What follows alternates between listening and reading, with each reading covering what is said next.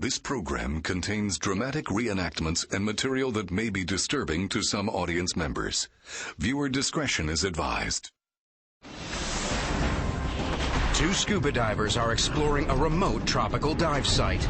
But when they're separated from their boat in bad weather, they're left stranded in an ocean full of danger. What was that? It's gonna run out! With no sign of rescue, they have only each other to keep themselves alive. Facing exhaustion, dehydration, and constant fear, they fight for their lives in shark-infested waters. What it takes to survive on I Shouldn't Be Alive.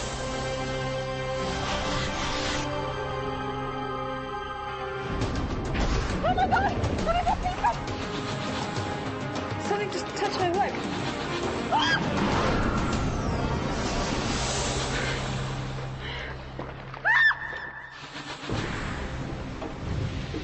The Solomon Islands lie 1,200 miles northeast of Australia. They're a remote chain of lush volcanic islands surrounded by an amazing variety of sea life. The island of Gatakai has just 1,000 inhabitants and is rarely visited by foreigners. But tired of the rat race, Melissa Armstrong quit her job as a hotel manager in Toronto and has come here in search of adventure. I didn't know what to expect going to the Solomon Islands for the first time. I was really wanting to make a change in my life. I wasn't feeling fulfilled, and I thought, okay, this will be an adventure. She's landed a job working with marine researcher David Tomlinson, who spent almost 30 years studying oceans. I began diving in 1963 in the Bahamas. I'm very lucky to be able to study much of our oceans and see things that not a lot of people get a chance to see. Hey. Hi. How you doing? Good. Stephen, Peter, this is Melissa. Hey. So you all set to see Kavachi? Yeah. Yeah? All right. Come on aboard. Kavachi is a submarine volcano. David studies its activity, but since he filmed this eruption, it's disappeared beneath the waves. Now he wants to find out what's left under the surface. The four of us went out, and the weather seemed to be ideal. Everything was supposed to go like clockwork. The dive site is 20 miles offshore. For Melissa, this dive will be her furthest from land. I was excited. I felt good about the dive. It wasn't until I went out there that I thought, oh, wow, I'm really out in the middle of nowhere.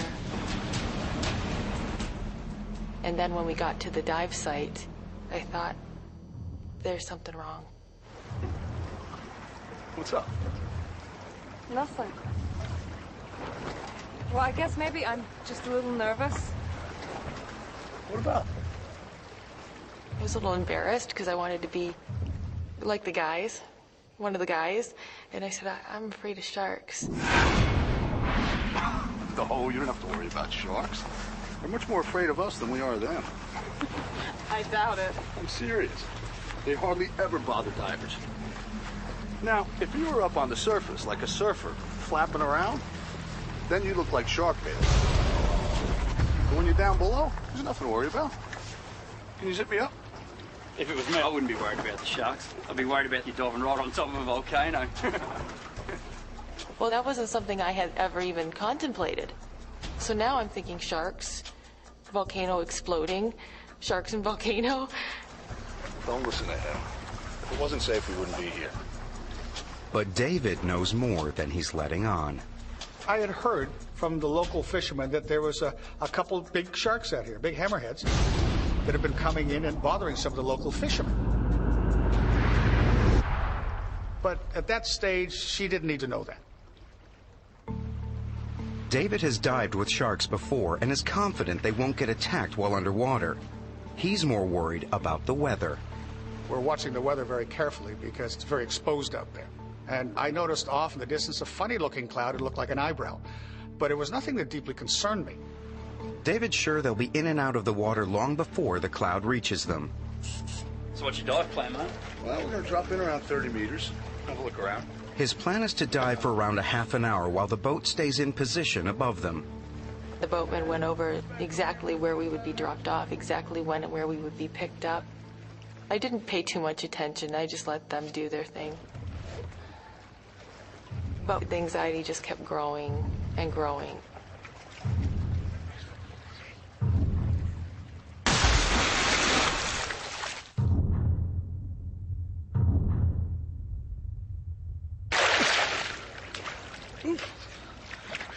Come on in, the water's fantastic.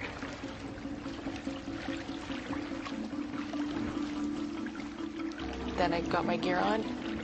I looked at the boatman and I said, Here I go. Say a prayer for me. and I thought, well, why did I say that?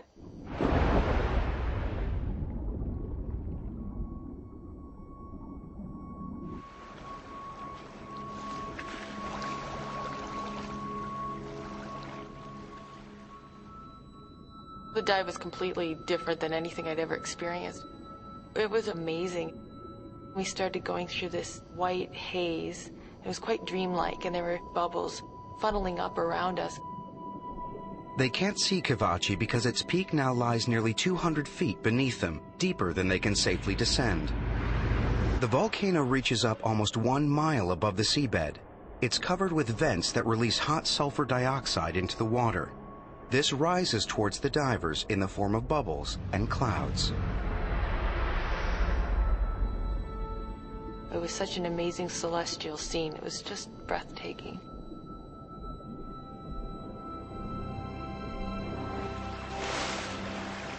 After 30 minutes, the divers ascend. That was amazing, wasn't it? It was awesome. The weather has changed dramatically. The dark cloud David had spotted earlier is now above them. God, it's really choppy now. Yeah.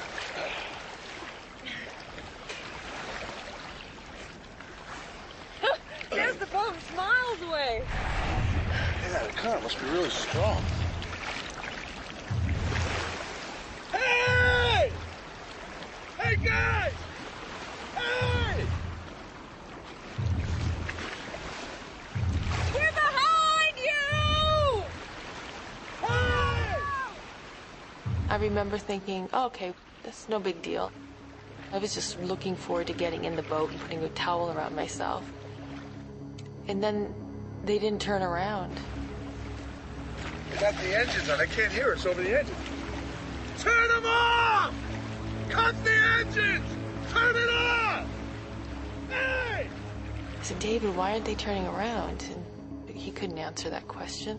You're yelling, you're screaming at the top of your voice. Why isn't he looking? We're here. Can't you see us? The boatmen know the divers must be out of air by now.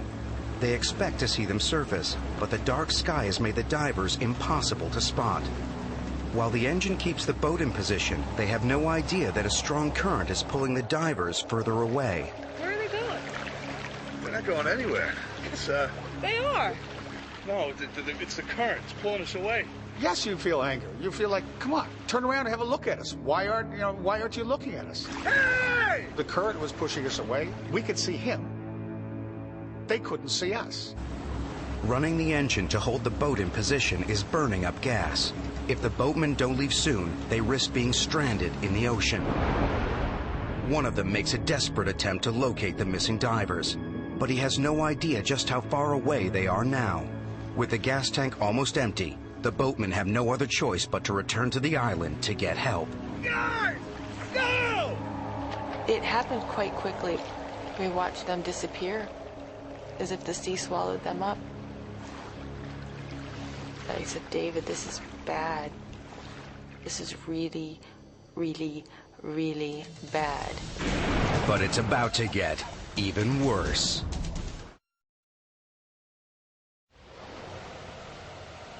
I still had faith that they would come back, ride over the waves like heroes and pluck us out of the water. But they didn't.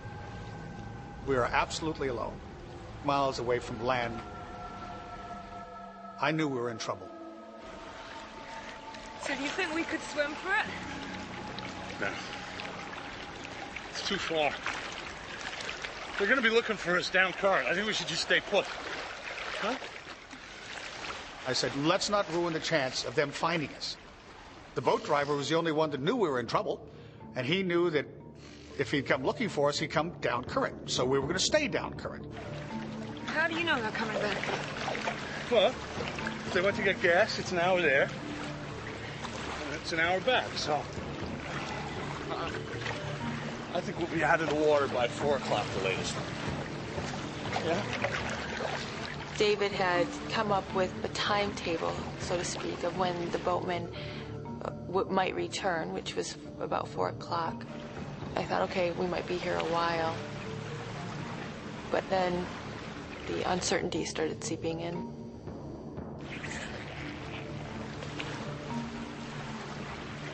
David, are you looking for something? Just being aware, that's all. Are we in danger here, David? I really, really, really do not want to get eaten by sharks. Hey, you need to calm down. I think at that point, a bit of anger was coming in. He should have known better. How could we be in this situation? Please don't tell me to calm down. We're in the middle of the ocean. You've lost that boat. I think I have the right to vent here. I won't say what I said, but I swore a little bit. Melissa's reacting as one might expect. She had a little bit of a dummy spit, and she was swearing profusely. She's relying on me to ensure that everything went smoothly. And at that stage, I'd shot myself in the foot, big time. And it just was turning sour. David and Melissa ignore each other, forgetting they're floating in a powerful current. David! David! Separation in a scenario like that can be deadly. Come here. We had to try to swim against a knot to a knot and a half current. Swim to me. With the equipment that we had, that was almost impossible.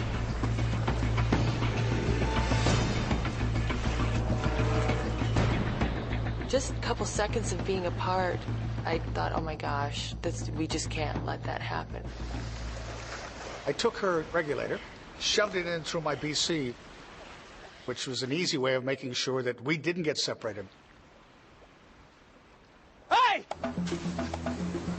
20 miles away, the boatmen return to the island and raise the alarm. Lost 2 divers out there. The locals know giant hammerhead sharks have been preying on fishermen.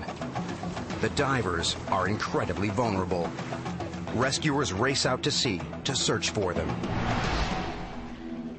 David and Melissa can only hope help is on the way. But with each passing hour, they get more nervous. In the Solomons, there's a phenomenal amount of sea life there. Our biggest fear at that stage, I believe, was sharks.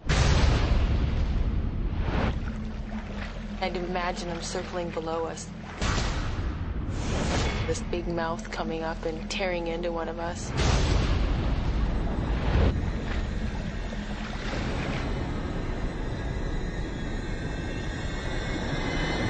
What was that? What? Was that you? What? Something's on my leg. Ah! Get it off! It's my gauge. It's my gauge. Look, get it off I'm me! trying. Would you stop kicking? Look, there's nothing down there. There's everything down there. If there's anything dangerous down there... Like sharks, you mean? Yeah. Just say it! Yeah, and you keep kicking and splashing, they're sure as heck gonna come and check us out, right? All I could think about was sharks. One nibble, one drop of blood in the water, and them are gone.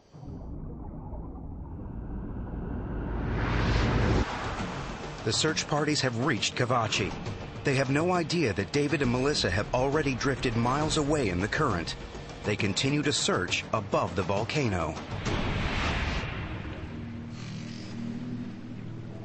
David was convinced they would be found by 4 o'clock. Now it's almost 5, and still no sign of rescue boats. It was very clear that David wanted to stay still. He didn't want to move. He wanted to conserve his energy. I remember turning around and just looking all around me and just seeing all this water. And then looking at the land again and thinking, there's no other option. I really think we should try and swim. David looked in my eyes and he knew at that point that there's no arguing. We're gonna start swimming. Okay. Take it nice and easy, okay? No splashing. I'm gonna keep my hand underwater. You keep looking. Okay? Nice and easy. Okay. David's reluctant to start swimming because with 30 years diving experience, he knows that splashing on the surface creates its own risks. Having watched the oceans and observed what happens there my whole life, there was a pretty strong likelihood that some sharks would come up and have a good look at us. You're on edge, totally. It was not a good feeling, not at all. While David keeps watch below the surface, Melissa scans above for any sign of danger. You see these pointed gray waves, and then all of a sudden you think you see fins.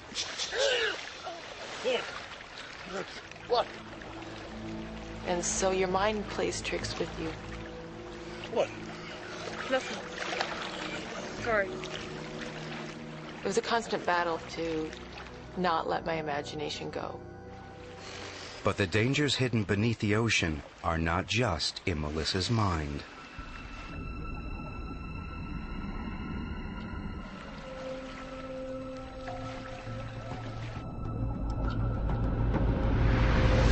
Ow! Something bit me! What? Where? Ow! Then I looked in the water, and there were millions of these little globs, little translucent balls. Oh, jellyfish! The jellyfish had thin tentacles covered with cells. When disturbed by the divers, each one explodes, sending thousands of poisonous barbed stingers into the diver's flesh. The toxic fluid oozes to the surface of their skin, causing painful blisters. Hundreds of thousands of jellyfish can make up one swarm. The divers must fight their way through. All right, look, they hurt. They're not going to kill you, okay? Swim through. Come on. We were swimming through countless amounts of them. We were getting stung all over the place. I remember trying to count the stings. I got up to 64. But then it all blended into one. It was just the zapping pain that was shooting through my entire body. They've made it through the jellyfish, but they're covered in painful stings. Oh, my lip is killing me. My hands are on fire! That's okay. I'll go down again now. Are you okay to go on? Yeah. Yeah? Desperate to escape the jellyfish, the divers splashed around on the surface. They broke David's golden rule and have become a magnet for predators. As I'm looking around, I'm looking straight down, and I see this little dot coming. I felt David, he pulled me to the right, abruptly. David! David, what are you doing? I pulled back and he pulled me, and then I'm like, what? It was coming straight at me from the depths, literally, from what I could see, straight at my face. It's coming right up!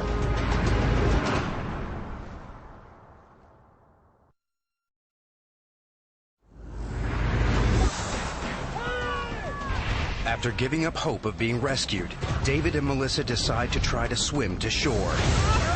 Jellyfish! But their splashing has now attracted the attention of one of the ocean's most hostile predators.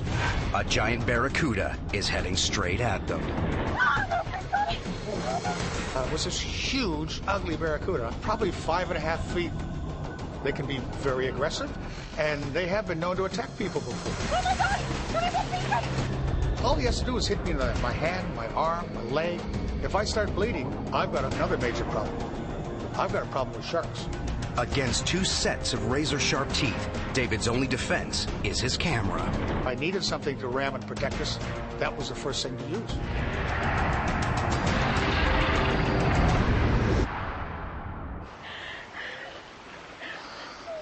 It circled around us, and then it went off. He couldn't believe it didn't do anything else. It's gone. I kept looking for it because I just didn't want to be caught by surprise by one of those.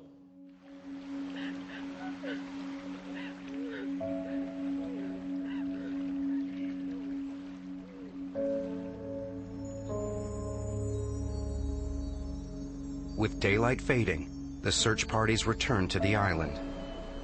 They've spent over 6 hours searching for the missing divers.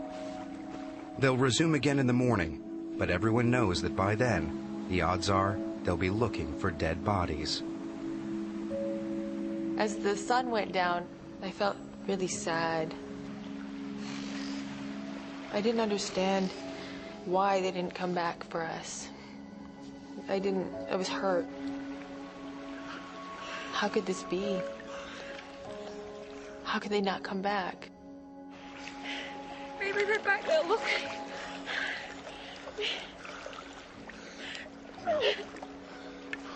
We should just keep swimming. Come on, we're covering good ground. Outwardly, you're bold and brave, and you're sort of smiling, and inside, you're packing it. With night coming, that was a total different scenario, because a lot of animals come up to the surface and feed at nighttime. I found myself thinking we were there to get eaten.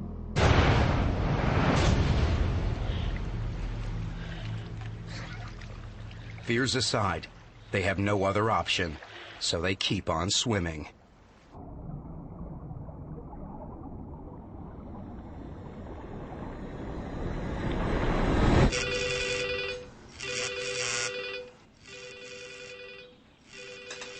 Over 1,000 miles away, David's older brother Owen is home with his family. It was about 6:30 at night. I just sat down to dinner. Owen Tomlinson. And it was David's secretary from Cairns saying, Owen, I've got some bad news for you. David is missing at sea. What happened? And I was informed that he went diving and never came up. We just lost our younger sister with cancer about 4 or 5 months previous. My first thought was my 90-year-old mother, whether she could handle the shock of possibly having lost another of her children. So that was very traumatic in that regard.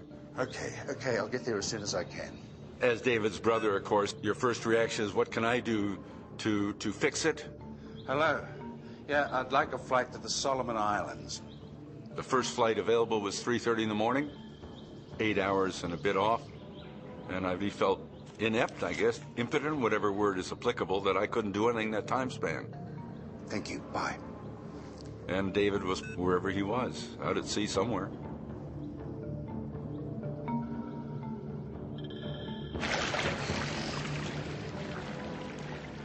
As night started wrapping itself around us, it was completely terrifying.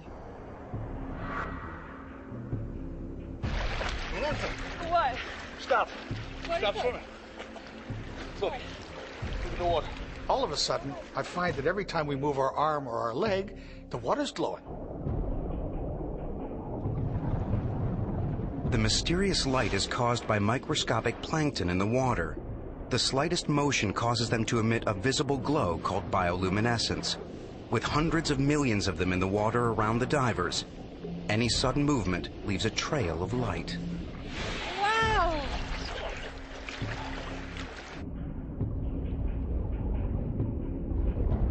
Stop. Stop. But it's beautiful. Yeah. We move, we get seen. That really stopped us from swimming. Because I said, Melissa, we can't keep swimming now, because we're going to, it's lighting up around us. Something's going to see us. I was trying to recharge her batteries, allowing her to stretch out and just try to use a minimum amount of energy, but enough to keep herself warm. We're really getting rather tired. We can't sleep. We don't dare sleep, because if we fall asleep, we could drown.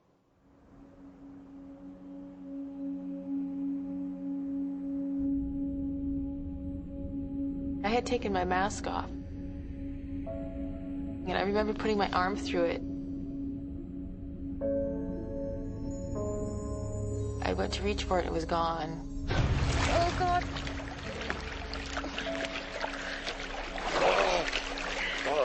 Can you see it?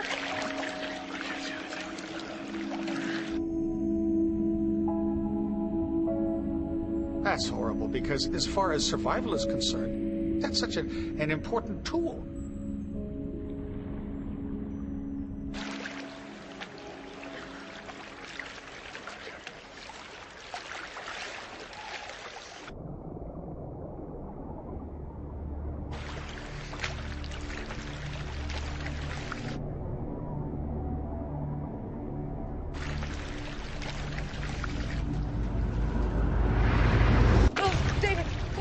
fault? Something just touched my leg.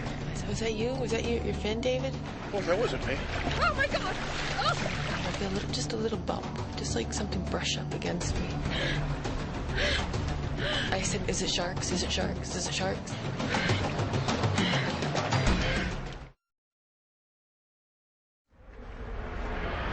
David and Melissa have been adrift in the South Pacific for over 12 hours. Trails of luminous plankton have made them stop swimming. Whatever's causing the flashes now, it's not them. Oh my God! What was that?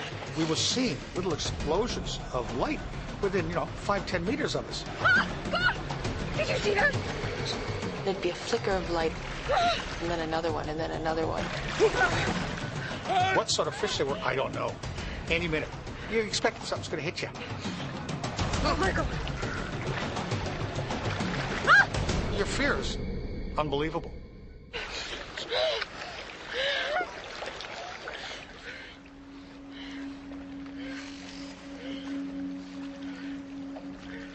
The night was the most stressful time I've ever had in my life. It's as far as your emotional lows are concerned, I'd have to rank up there with them, because I've never been so hopeless. Every minute that we're out there, you become less convinced that we're going to get out of it. We're in a really bad place here. I don't know what's going to happen. Part of what we went through was discussing what we pass on if I don't survive. Tell my kids I love them. And my family. It's scary. Oh.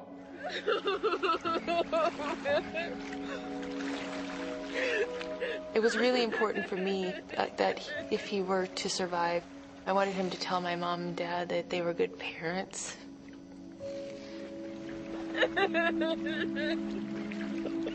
He started crying, and he said, "You're going to live to be very old. You're going to have children."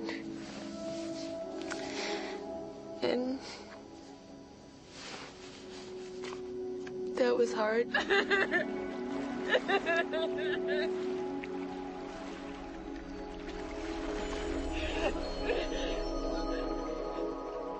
I had fought against the idea of death. And then this transition happened where you're talking about it. You're accepting it.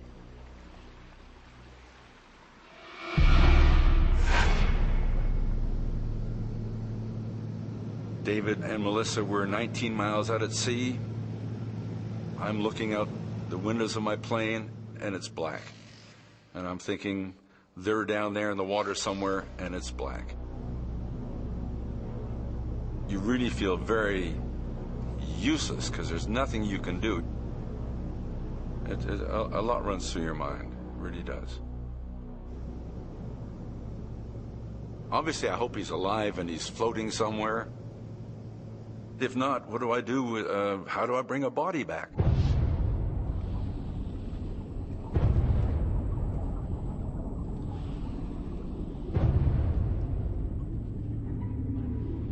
There was one point where I thought maybe David can just hold me under.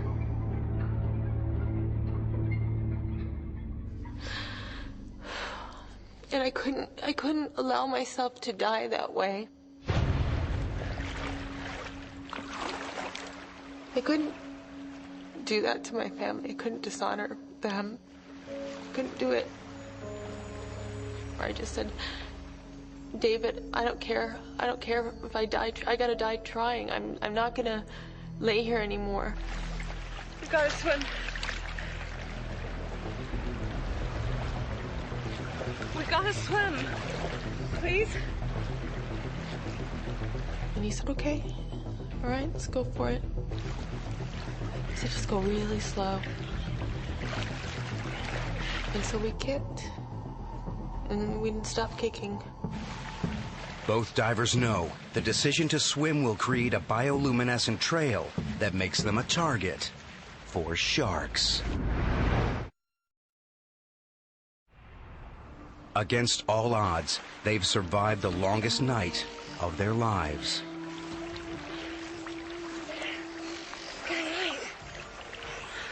After living through that darkness and then seeing the light, it just changed. It just gave me something I didn't have. It was glorious just seeing that sun.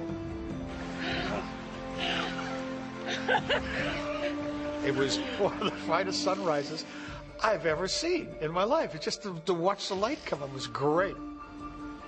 I could actually see for the first time the land. I could see that it was actually tangible. Oh, you're close. It is closer. They swam nearly 10 miles. David's had no sleep at all. They're both dehydrated and completely wiped out. I was getting really tired. I'd been going for 24 hours at that stage. There's no telling how long they can keep going. David's brother Owen could be their only hope of rescue. He's finally arrived in the Solomon Islands, but there's no official search and rescue organization. He needs to charter his own helicopter, and fast. When we got the helicopter chartering service, they weren't really sitting around waiting for me. They were doing other things. And I'm standing in the counter saying, come on, you know, I want to get this up and going. Owen knows that every second could be the difference between life and death. Hi. Yes, sir. I need a helicopter as soon as possible. Okay, what for? My brother's gone missing near Kavachi. I'll have to talk to my boss first. So if you'd like to take a seat. It was a bit upsetting because you wanted to find the two of them as quickly as possible. Mr. Tomlinson, good news. We've got a chopper on standby for you. Oh, that's great. And I said, well, get them out there. Get them going. 1 minute. Finally, the divers have a chance of rescue. Okay, boys, we're right to go. David and Melissa have swam 14 miles without rest, food, or fresh water. Now the hot sun is adding to their suffering. My lips were so raw and swollen. And now the sun was burning them, so they were starting to blister.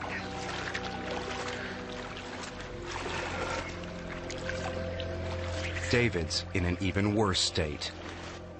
I was dehydrated, I was starving. I was running on less than empty at that stage. Out of food, David's blood sugar levels crash.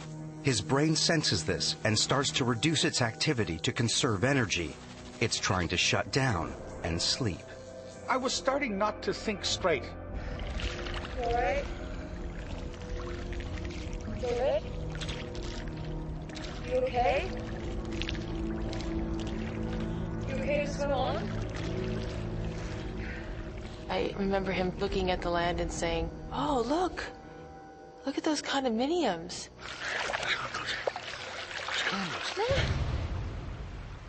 And I said, there's no condominiums.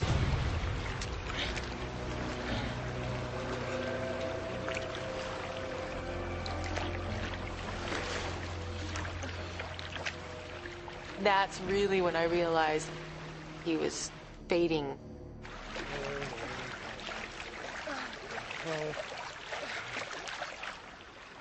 I was getting closer to almost total exhaustion. And all of a sudden, we finally heard it. It's a helicopter! That wakes you up fast. It's the helicopter chartered by David's brother. Rescue is finally in sight. Oh, it was the most beautiful thing I've ever seen in my life. It was amazing, and here it comes, and we waved and did all the right things. But we're wearing suits that are black and blue. We don't stick out. We need something reflective. Over here! Find something reflective. Hey! We've made it through this hellish night. The sharks didn't get us. Yay, here's the helicopter, and they're here to save us, and everything's gonna be okay. Hey! And they got closer and closer, and we're trying to signal, and then they turned.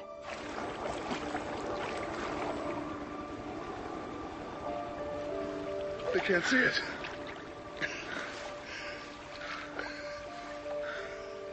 And then they went off. And that was disheartening, to say the least.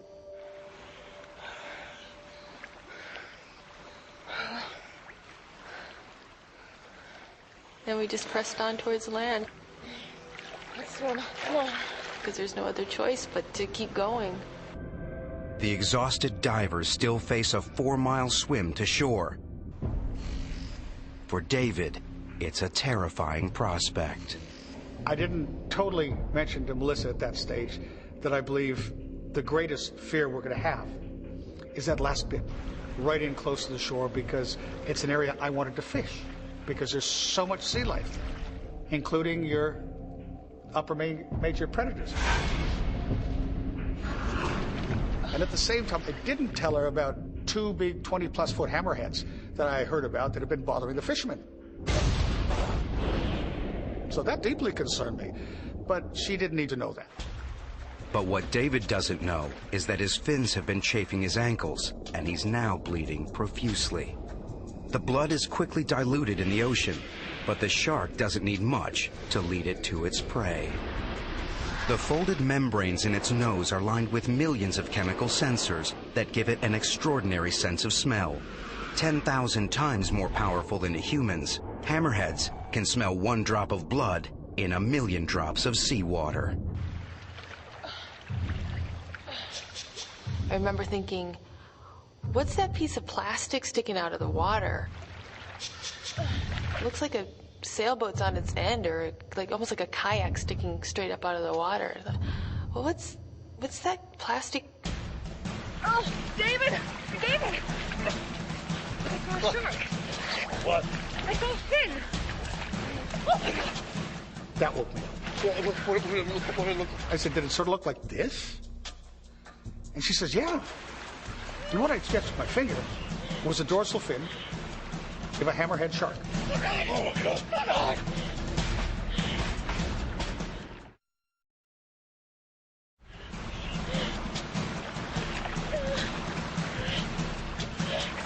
I had never seen anything like this. It was huge.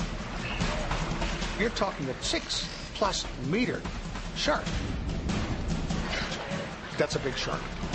I figured if it's going to happen, I want it to happen fast. I hope it doesn't bite my leg. I hope it just sinks its teeth right into my heart. And bang, it's over with. This was my greatest fear. You're just hoping that that shark isn't hungry. With all the bad things that have happened, a little bit of good luck would be nice right now.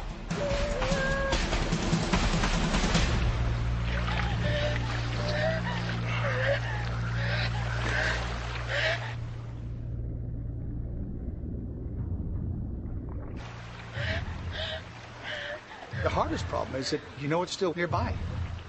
You're still waiting in the back of your mind, it's going to sneak up on you. With the sharks circling, their desperation to get out of the water is now overwhelming. But reaching shore is far more dangerous than they had ever imagined. This wasn't a sandy beach that we would float up to gently. This was an extremely pitted, jagged, horribly craggy shoreline. David, look at the rocks. All I could think of is how badly we're going to be torn up. 26 hours in the water has taken its toll on their skin. I looked at my hands, and my hands were just unbelievably wrinkled from being in the water for so long. And right in the corner of my thumb, just where my nail meets, a bit of flesh had fallen off.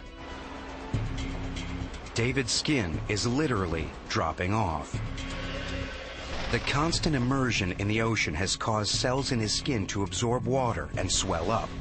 As the waterlogged cells inflate, the skin stretches out and wrinkles up, making it weaker. The slightest abrasions now will easily tear it. At that stage, our flesh is so soft from being in the water so long, it's not going to take much to hurt ourselves badly. It just takes a little piece of rock that's sticking up, and it's going straight through you. The rocks could be lethal, but the shark might return at any moment. It's a do-or-die decision. Yeah, give me the vest. I discussed with Melissa exactly what we're going to do. We've worked out a plan. Body surfing on these, okay? So now I'm thinking, how on earth we're going to body surf and survive?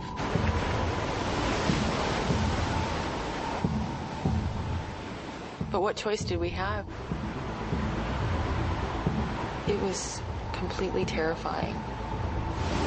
We're 100 meters from the shoreline, but the odds were that we weren't going to survive. You ready?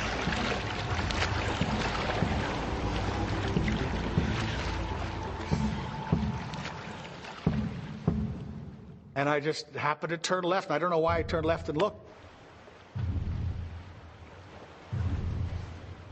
And then I heard him say, "I'll be damned. There's a boat."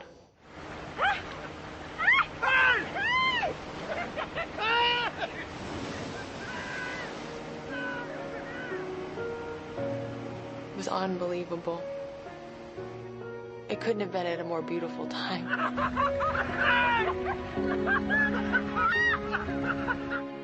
It was an unbelievable feeling. Absolutely unbelievable feeling.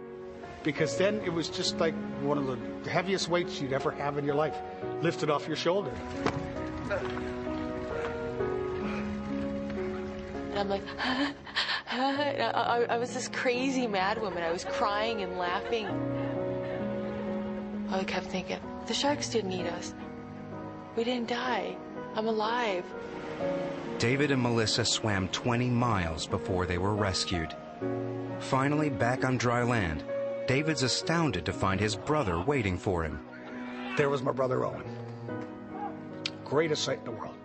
Oh, God, David, what have you done now? I didn't know whether to hug him or belt him over the head. I really didn't. And ever since then, every morning you wake up, it's wonderful to start a day, standing on dry land.